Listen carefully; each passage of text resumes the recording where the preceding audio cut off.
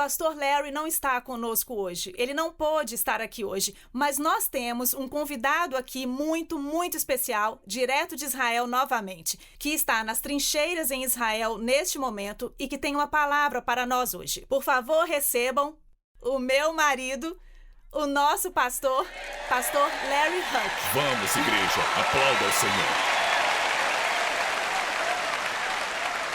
Bom dia, New Beginnings. Conseguem me ouvir? Sim. Bem, ainda é manhã aí, mas é noite aqui. E eu acabei de voltar para o hotel. Nós estávamos bem na faixa de Gaza, onde o massacre aconteceu e ficamos lá o dia todo. E conversamos com as pessoas, filmamos as coisas e, sabe, eu realmente sentia necessidade de vir aqui e eu realmente não sabia o porquê eu precisava estar aqui, mas eu sabia que eu precisava estar aqui. Uma vez que eu cheguei aqui, uma vez que fomos até lá, eu entendi o porquê e, sabe, nós recebemos várias notícias aqui em Israel, todo mundo em Israel recebe. E uma das coisas que é de partir o coração para todo mundo aqui em Israel é ouvir políticos e ouvir MSNBC e NBC e esses universitários bestas dizendo que é tudo falso, que nunca aconteceu e que o Hamas nunca fez isso, que é tudo fake news. Bem, eu vi e nós andamos aqui e temos provas em vídeo disso. E, pessoal, eu posso dizer a vocês que não só aconteceu, mas foi muito, muito pior do que eu poderia imaginar.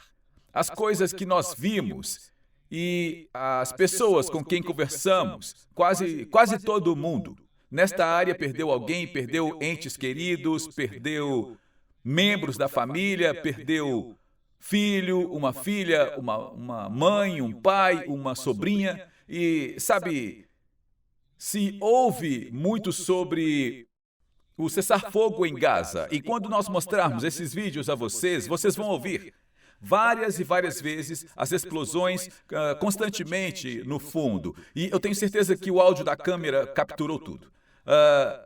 Mas uma das coisas que a mídia não relata quando falam sobre esses civis inocentes é que o ataque a esses bairros, nesses kibbutz, realmente vieram de duas maneiras. A primeira onda, que foi o próprio Hamas, e o que eles fizeram com as pessoas.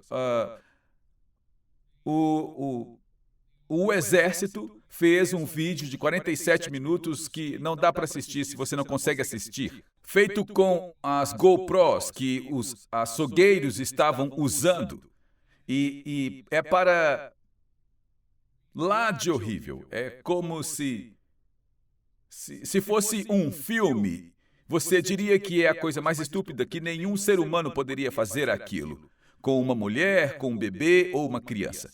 Mas o que não é muito relatado é que houve uma segunda onda, que veio e fez a mesma coisa. E isso veio de civis que saíram de Gaza. E foi além de horrível, foi além de qualquer coisa que eu pudesse imaginar. E ver as pessoas dizendo que isso nunca existiu, bem, nós temos imagens. E eu entrei naquelas casas, nós não filmamos isso, eu não queria gravar nada, eu pensei que seria desrespeitoso, mas aquelas casas cheias de sangue, e sangue em todos os lugares, balas em todos os lugares, bombas, é uma questão óbvia. Eu não vou levar isso para casa, eu não quero isso na minha casa. Mas esta é uma das milhares e milhares de cápsulas que estavam no chão desses animais que entraram e massacraram aquelas pessoas. E foi, para ser honesto com você, eu não estava preparado, e nem que seria tão horrível. Mas Nós temos que falar e chamar todo mundo que diz que isso não aconteceu de mentirosos. Tem que falar e temos que dizer a qualquer um que esteja pedindo um cessar-fogo: você está brincando comigo? Cessar-fogo, parar de atacar e, é claro, no cessar-fogo, sabe, eu sei que nós estamos chateados, eles estão chateados, não há nenhuma palavra do governo Biden ou dos países europeus no cessar-fogo. Que tal libertar esses reféns que foram sequestrados? Sabe, eles constantemente mostram no noticiário por aqui as fotos desses reféns. Um garotinho acabou de completar 10 anos. Meninas de 2 anos de idade, meninas de 3 anos de idade, meninas de 4 anos de idade, meninos. Para lá de horrível. Amanhã, e eu tenho que admitir que eu não sei o que dizer. Você precisa orar por mim. Eu vou me reunir com algumas das famílias dos reféns para ouvir suas histórias. E, Scott, você me perguntou antes de começar alguma palavra sobre os reféns, e essa foi a primeira coisa que eu perguntei. Qualquer palavra sobre os reféns, e infelizmente não há nenhuma palavra sobre os reféns. Eles não foram apenas levados pelo Hamas, eles foram levados pela Jihad Islâmica, que estão diretamente e até mesmo intimamente ligados, mas intimamente ligados ao Irã, e alguns dos reféns foram tomados por cidadãos de Gaza, porque o Hamas e a Jihad Islâmica prometeram a todos que capturassem um refém, eles prometeram a eles um apartamento de graça e uma quantia X de dólares. E por isso não é apenas o Hamas que os pegaram. Eles sabem que a maioria deles está nos 500 quilômetros de túneis. E não estamos falando de um túnel como um túnel de terra. Estamos falando de um túnel de túneis de concreto no subterrâneo construídos em Gaza. Eles estão em casas de cidadãos, sendo escondidos para que eles possam saquear os seus pertences. E então é uma história incrivelmente trágica que ninguém, absolutamente ninguém aqui, sabe? E eu perguntei várias vezes, eu disse, como isso aconteceu? E de funcionários do governo a militares, até as pessoas que foram atacadas e perderam entes queridos, disseram: nunca pensamos que isso aconteceria. Nós sabíamos que eles disparam foguetes de vez em quando e, sabe, 200, 300, 500 foguetes. Estamos acostumados com isso, mas nós nunca imaginávamos isso, nunca pensamos que isso aconteceria. E todos disseram: a América precisa acordar, o mundo precisa de um despertar. Se eles puderam fazer isso conosco, eles vão fazer isso com vocês. E nós podemos ver a insanidade dos protestos que estão acontecendo em todo o mundo. E eu não sei se vocês viram isso, mas eles mostraram um enorme protesto em Londres. E o repórter foi até 2 estudantes universitárias e disse: por que vocês estão protestando? Bem, nós estamos protestando pelos palestinos e pelo Hamas. Vocês sabem o que é o Hamas? E elas disseram: bem, é um tipo de gente muito boa. E eles disseram: vocês nem sabem o que é o Hamas, vocês estão aqui protestando. E ele disse: o Hamas massacrou 1.400 pessoas. E essas estudantes universitárias que estavam protestando disseram: eu acho que é melhor nós pesquisarmos mais. E então esta é a insanidade que o povo de Israel está vendo vindo da mídia ao redor do mundo. E sabe de uma coisa? Os israelenses aqui sempre gostaram de ver os cristãos defendendo e dizendo que nós amamos Israel. Mas eu vou te dizer, nunca como agora. Eles pensam que eles estão sozinhos. Eles pensam que eles foram abandonados. E nós podemos falar com civis, funcionários do governo, com soldados, e dizer: ouça, eles podem ser barulhentos, mas há mais de nós do que deles. E nós estamos juntos com vocês para sempre. Pastor, nos diga sobre o Espírito.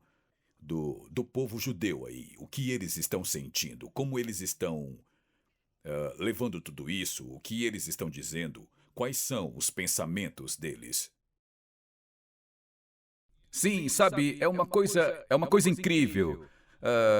E se vocês pudessem, vocês poderiam aumentar o seu volume, o volume da TIS. Eu não consigo escutar vocês direito. Mas são coisas incríveis. Um jovem me buscou no aeroporto, um motorista, e estava me trazendo aqui para Jerusalém. E ele se ofereceu para isso. E eu vi em todos os lugares que nós fomos. Ele se ofereceu e ele disse, sabe, em 6 de outubro... ele disse, Israel era um país terrível, pois nós lutávamos uns contra os outros. Todo mundo estava lutando com todo mundo. Mas ele disse, em 7 de outubro, nós nos tornamos de fato um país, servindo a Deus e uns aos outros. E nós vimos isso em todos os lugares. E nós filmamos tudo e era horrível. Foi um dia inteiro, foi horrível. Por causa do que nós vimos e das histórias que ouvimos, eles disseram, pastor, nós queremos terminar com algo realmente positivo. E então, a última coisa, antes de virmos para Jerusalém, nós paramos neste lugar onde todos os dias, a partir das 3 horas até 1 da manhã, os soldados podem vir e pegar um cachorro quente e comer um hambúrguer, fazer um corte de cabelo, sabe? Pegar uma Coca-Cola, pegar algo, e tudo foi feito por voluntários, todos os dias. Eles são voluntários civis, são voluntários. E eu fui conhecer um homem que não era militar, mas ele se aproximou de mim e ele disse, eu sei quem você é e nós ouvimos que você estava vindo. E ele disse, eu gostaria de agradecer por isso. E eu disse, você é um dos militares? Porque ele estava com roupas civis. E ele disse, não. Ele disse, eu tenho um comércio em outra parte de Israel, mas eu fechei o comércio para que eu pudesse estar aqui todos os dias e ajudar a servir esses soldados. E deixá-los saber que nós estamos com eles. E eu filmei tudo para que vocês vejam. E então todas aquelas senhoras e mulheres e meninas e meninos e homens, eles estão fazendo hambúrgueres, eles estão oferecendo cachorro-quente, eles estão oferecendo lanches e servindo aquelas pessoas. E nós conversamos com ele, e de onde você é? De onde? Nós somos daqui, nós somos de lá, e eles vieram para servir. Eles vieram para fazer parte da unidade. E um rapaz estava conversando conosco no vídeo, e ele veio de Nova York. Ele disse, eu deixei o meu negócio rodando e vim para Israel. E então ele está lá todos os dias, ajudando a fazer hambúrgueres e ajudando a colocar picles em hambúrgueres e coisas assim. E a unidade... Sabe, uma das coisas que nós ouvimos, nós nos reunimos com o prefeito daquela área, logo antes de irmos até os soldados, e um dos prefeitos, o vice-prefeito daquela área, ele é um homem mais velho e ele disse que ouviu pelo telefone o que estava acontecendo. Bom, se vocês se lembram do show que eles estavam fazendo, o show pela paz que eles estavam fazendo, foi ali mesmo. E esses caras, esses açougueiros vieram e começaram a metralhar todos aqueles jovens e a estuprar as mulheres, e é para lá de horrível. E então este homem ouviu aquilo, e então ele pegou um ônibus que estava parado na porta do escritório, e foi até lá, desceu em direção a eles e encheu o ônibus com todos aqueles jovens. E sabe, era um ônibus pequeno, mas ele resgatou 75 pessoas. E eles estavam presos lá, mas ele os tirou de lá e os levou em segurança. E então ele deu a volta, voltou e pegou mais 75 jovens. Então ele pessoalmente resgatou 100 e poucos jovens. E ele disse, enquanto eu estava lá fazendo isso, ele disse, eu vi todos aqueles... judeus ortodoxos que não dirigem aos sábados, e isso aconteceu num sábado, e é claro que era um feriado especial do Simchat Torah, mas todos aqueles ortodoxos estavam em seus carros dirigindo em direção ao show onde esses jovens estavam fugindo por suas vidas. E eu quero te dizer que os vídeos são incrivelmente horríveis. E você vê os jovens hippies se aglomerando com todos os ortodoxos nos carros, levando eles embora. E então, sabe, o que Satanás quis usar para o mal, Deus está usando para o bem. E sabe, se você pensar sobre o que o rapaz me disse em 6 de outubro, nós estávamos totalmente divididos, como um país. Um reino dividido não consegue se sustentar. Mas agora eles estão em uma só mente, uma só aliança, e onde há unidade, Deus diz, lá eu derramarei as minhas bênçãos. E assim Israel nunca mais será o mesmo, nunca será o mesmo de muitas formas, mas eu realmente acredito e eu vi o que Satanás quis usar para o mal. Deus vai usar para o bem. E sabe, você não... Na semana seguinte, eu estava sentado aqui no meu quarto e eu vi algumas dessas coisas acontecendo no noticiário. E, pessoal, o Espírito de Deus falou ao meu coração. E eu estava vendo isso e eu fiquei pensando, esta é a profecia de Zacarias. E então, sabe, eram 3 da manhã aqui, eu estava com jet lag, então eu me levantei e eu comecei a estudar Zacarias 9, e eu vou pregar isto, e é uma profecia incrível sobre a vinda do Messias. Mas, sabe, uma das coisas incríveis é que Zacarias começa e ele diz que o povo na terra de Adraque, e se você olhar no mapa, não há e nunca existiu em Israel uma terra de Adraque. E ele estava falando sobre o inimigo, os atacando, e ele estava falando sobre a vinda do Messias. E ele estava falando sobre as profecias bíblicas incríveis. E então eu disse, tem que haver um mistério aqui dentro, e eu vou ensinar sobre essa profecia na próxima semana quando eu chegar em casa. Mas em hebraico há 2 palavras que compõem Adraque e uma é had, que significa afiado ou destrutivo. E Drake significa suave. E então eu pesquisei na antiga sabedoria judaica e o que os velhos profetas dizem é que logo antes da vinda do Messias, Israel seria atacado como eles nunca foram atacados antes.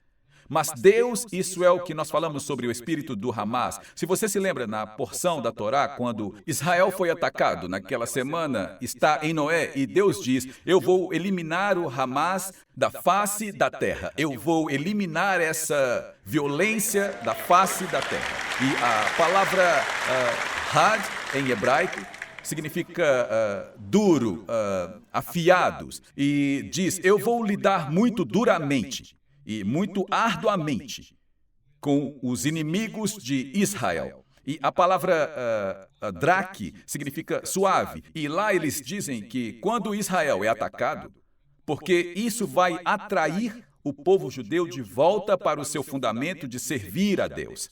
E eu vou lidar suavemente com eles. Então, ele fala sobre a vinda do Messias. Mas uma das coisas interessantes nisso, e nós estávamos falando sobre os reféns, e onde eles estão, e isso é uma coisa muito dolorosa, quero dizer, é de partir o coração.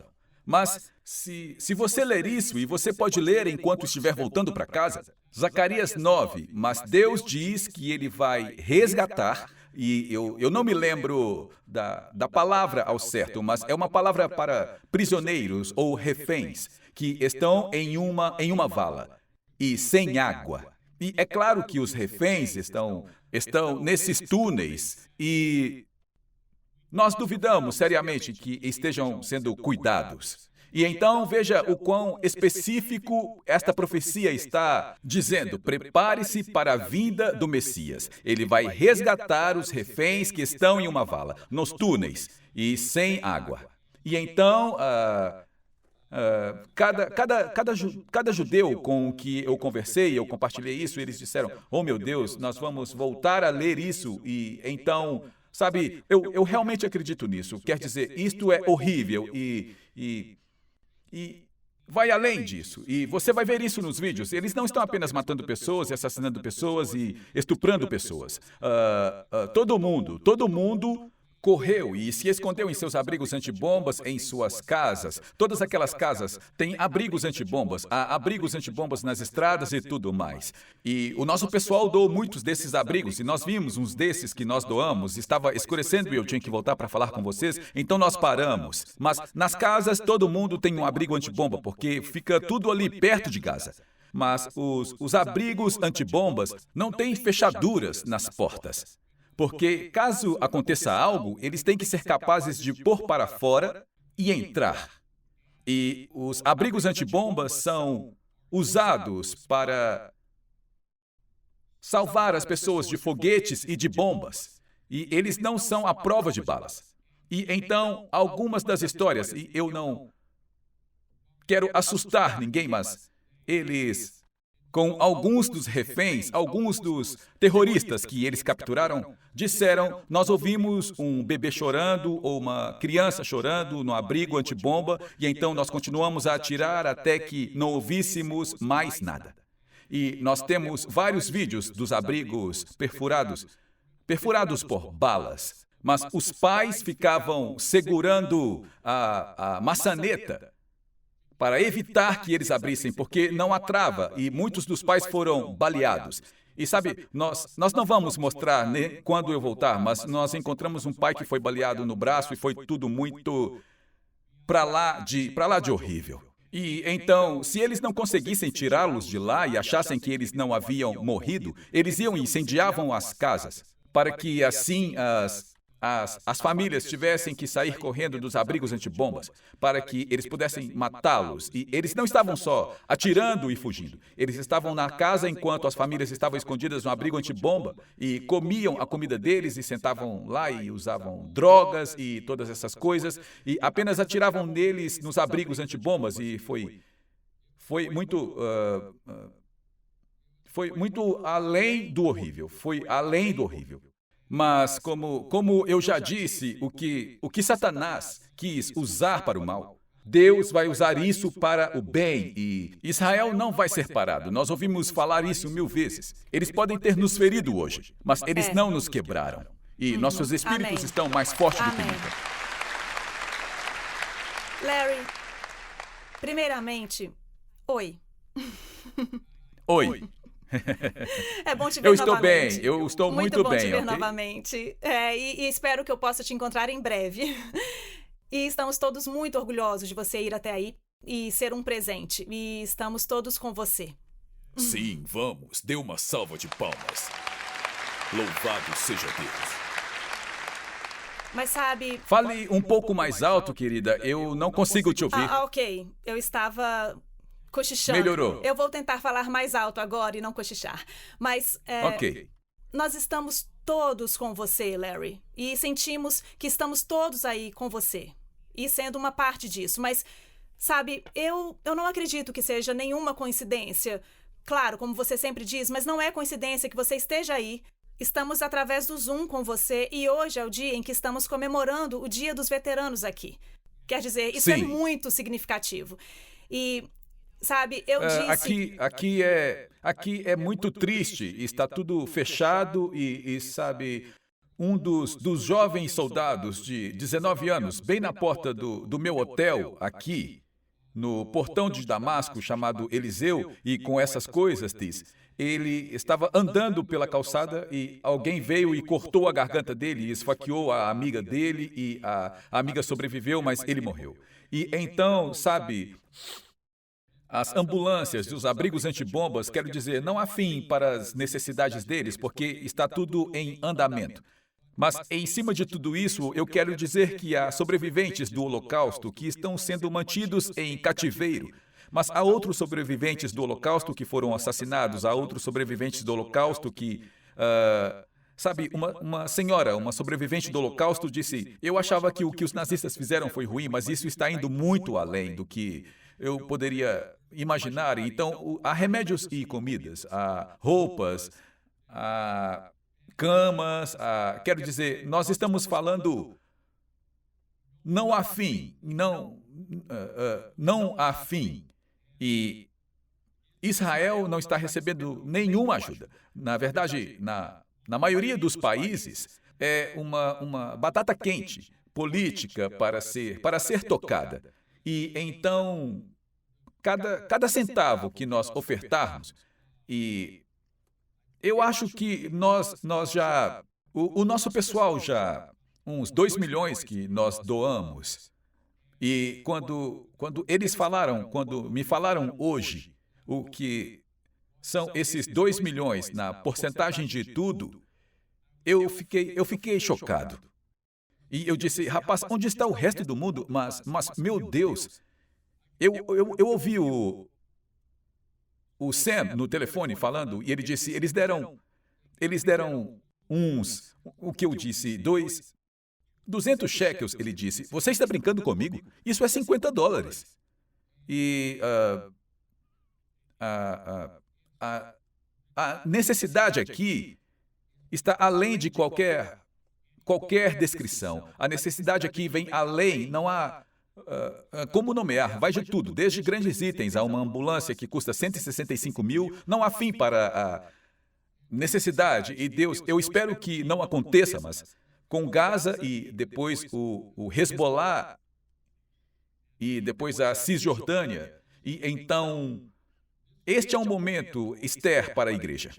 E sabe, como Mordecai falou para Esther, ele disse, se você não se posicionar, não pense que vai escapar de um tempo como este. E eu realmente acredito que, sabe, eu estava com todos aqueles soldados e todos aqueles civis ao nosso redor na última parada, e eles disseram, sabe, por que vocês estão todos dando as costas? E eu disse, ouçam, nem todo mundo está virando as costas.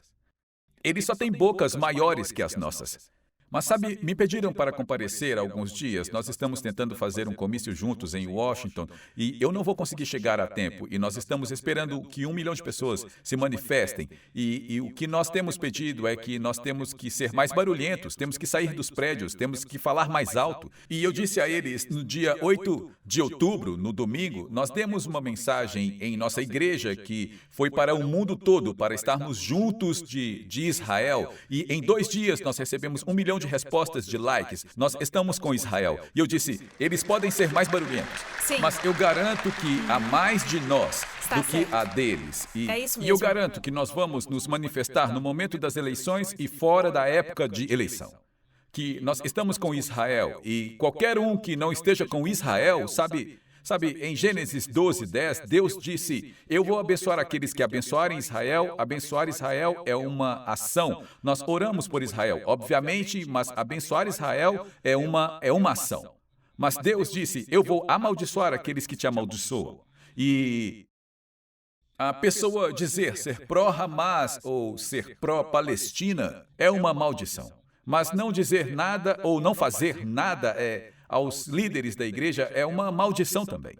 E nós vimos, e quando você lê Zacarias 9, você percebeu, uau, Deus não apenas cumpre a sua palavra, mas Ele a cumpre com riqueza de detalhes. Amém. E assim eu encerro aqui, Amém. porque estou há 15 minutos atrasado para o meu encontro.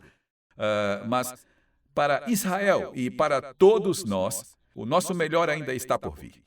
Eu amo vocês, amo todos vocês. Eu devo chegar de volta para casa no meu aniversário. E eu estarei voando para casa no meu aniversário. E então eu vejo vocês no próximo domingo. E nós vamos falar sobre a profecia de Zacarias. Amém. Eu amo vocês. Em breve estou de volta. Eu te amo. Obrigado por se juntar a nós na transmissão de hoje com o pastor Larry Huck. O pastor Larry trouxe muitas revelações de mudança de vida para o corpo de Cristo, incluindo ensinamentos sobre quebra de maldições familiares e os 7 lugares em que Jesus derramou seu sangue. Mas talvez a revelação mais extraordinária seja seu ensinamento sobre a restauração das raízes judaicas do cristianismo e a permanência com Israel. Convidamos você a conhecer mais sobre nosso ministério visitando nosso site em larryhuckbrasil.com e nosso canal no Larry Huck Brasil no YouTube. Oferecemos muitos recursos gratuitos em português que irão enriquecer sua caminhada com o Senhor e prepará-lo para viver uma vida vitoriosa e próspera. Você também pode contribuir com o nosso ministério em larryhuckbrasil.com. Sua oferta, seja grande ou pequena, abençoará Israel. Temos muitas ações especiais que estão literalmente salvando vidas e cumprindo a profecia bíblica do fim dos tempos, incluindo patrocinar Aliá, alimentar os sobreviventes do Holocausto, comprar ambulâncias e muito mais.